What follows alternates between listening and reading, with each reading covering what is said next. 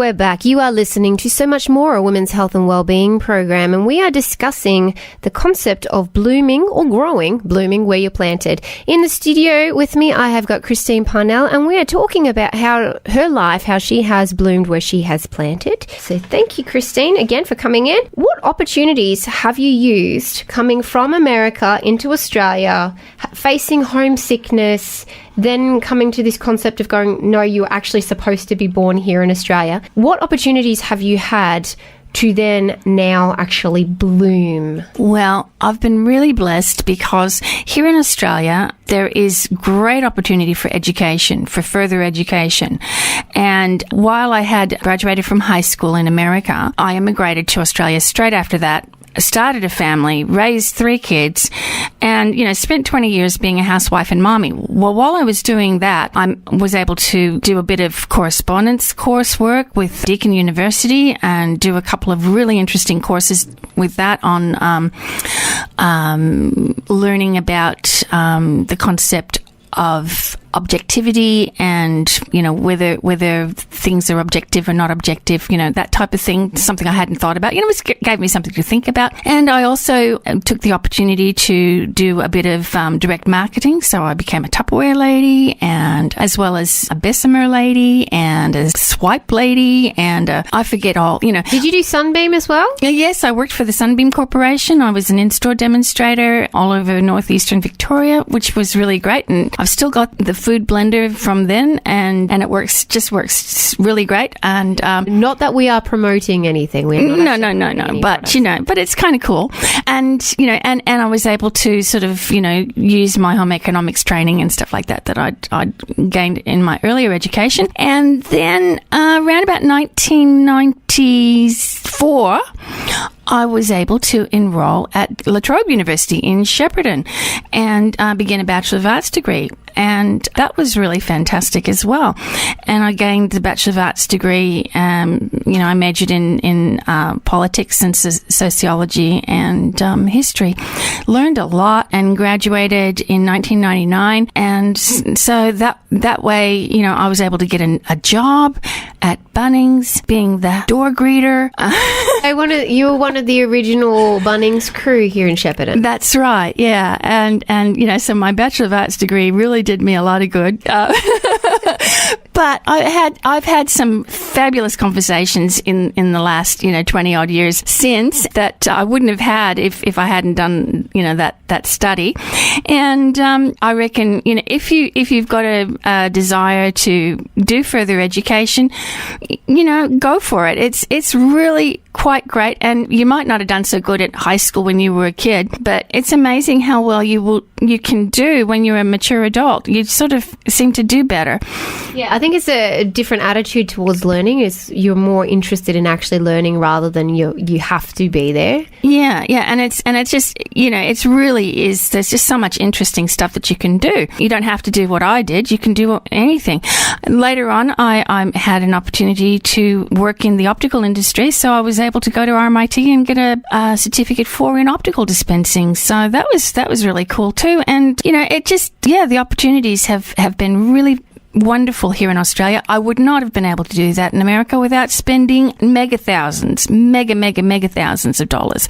So I do thank the Australian government and all the programs that are available here. The society here is a very caring society, believe it or not. It really is. Some of us don't want to think that that's what's behind it, but the programs we have, the medical system, the whole thing, it stems from being a caring society. And I'm so happy that I live here. Would you say that blooming is just an emotional thing? Like when we're talking about blooming where you're planted, are we just saying, oh, I'm happy, and it's an emotional thing? Is that what we're saying, or is there more to it than that? Oh, yeah, there's a lot more to it than that. It's getting involved with your community, looking for opportunities and being able to take a hold of those opportunities and do what you can do within those opportunities. And and that's how you bloom. So when you were feeling really down and you've learned all of these sorts of things, did you just learn it just by thinking about it yourself, or did you get help? Oh, I had to get external help.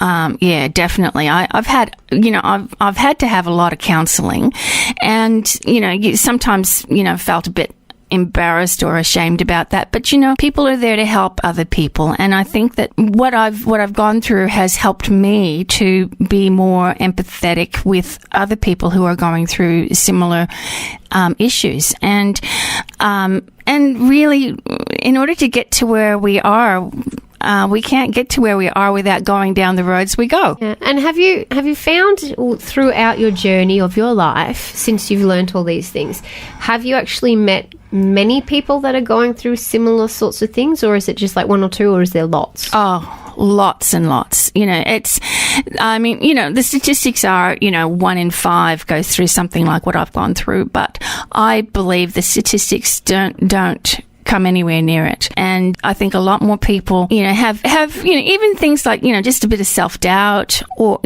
all the way through to, severe clinical depression and other issues like that. I think there's a lot more than we want to admit. How has your blooming and coming to this realization that you're meant to be here so that you can bloom, how would you think it has affected your family and the people around you that you interact with? Well, I'm hoping it's been a positive thing. My family seem to like me, and my friends seem to like me. And, look, when I was in the middle of a really dark time, I was home visiting my family, and I visited a girlfriend. And after I left, I got feedback from another friend who said she hoped that she never saw me again because I was such a downer, But the next time she saw me, I had done a sort of a 180 degree or whatever it is, a full turnaround. And, and so that was, our friendship was able to continue and progress. But, people don't really, if they're not going through what you're going through, they find it very hard to understand it and probably don't really like to be around it. But yeah, so being positive and trying to be positive and trying to have a little bit of fun, I think that makes, people want to be around you a bit more. And sometimes it can be very hard to be positive if you're going through some pretty hard things. Oh, absolutely. So what do you like to do for fun? Oh, my favourite thing to do for fun, would you believe, is knit. I am a knitaholic. I'm a yarnista. I collect yarn and I love to knit. And I'm not as prolific a knitter as many of my friends, but I just love knitting. And for me, a fun time is going out and knitting in public and having people ask about, the knitting, and being able to teach people how to knit. And I also enjoy sewing and stuff like that too.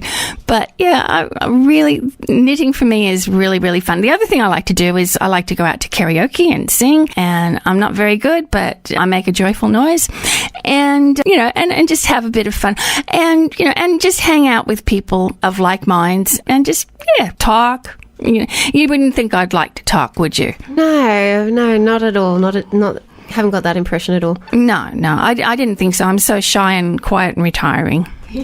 Well, how about we take a quick break and we'll come back after these messages from our fantastic sponsors.